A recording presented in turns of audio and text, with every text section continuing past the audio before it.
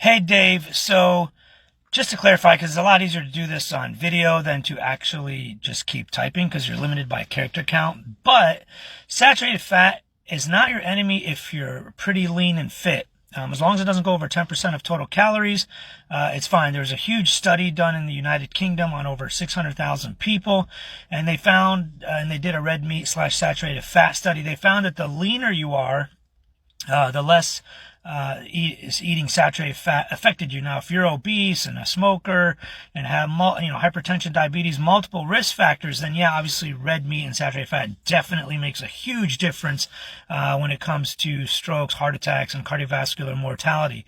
The next thing you said is stop eating sugar, processed carbs, grains, toxic seed oils. So you can stop eating all those things if you'd like to.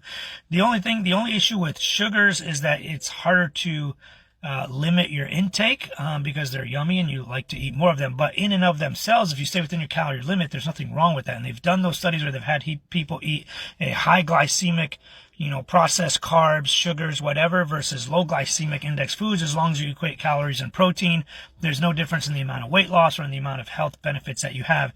Seed oils, I was going to do an entire video about, but in brief summary, Circulation, Scientific Journal of the American Heart Association did published a study on this. They followed people around for 31.9 years, basically 32 years. The people that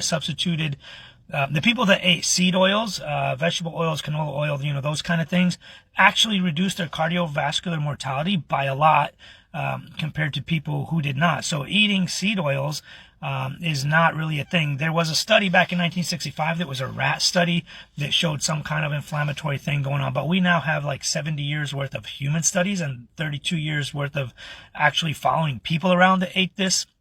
And it showed that you actually reduce cardiovascular mortality. I was going to do an entire video on this just to clarify it. But oils in and of themselves are not really the problem. It's when you have, and same thing with, refined sugars and all that. When you're super obese and out of shape and hypertensive and you've been a smoker or a currently smoker, and even if you don't now, all those things add up and make things worse for you, including the saturated fat, obviously. But if you're pretty lean and healthy and you're active and you don't do any of that stuff, you don't have any disease, you'll probably be okay and you can get away with eating a lot of those things. All right. I hope that helps. Let me know if that doesn't.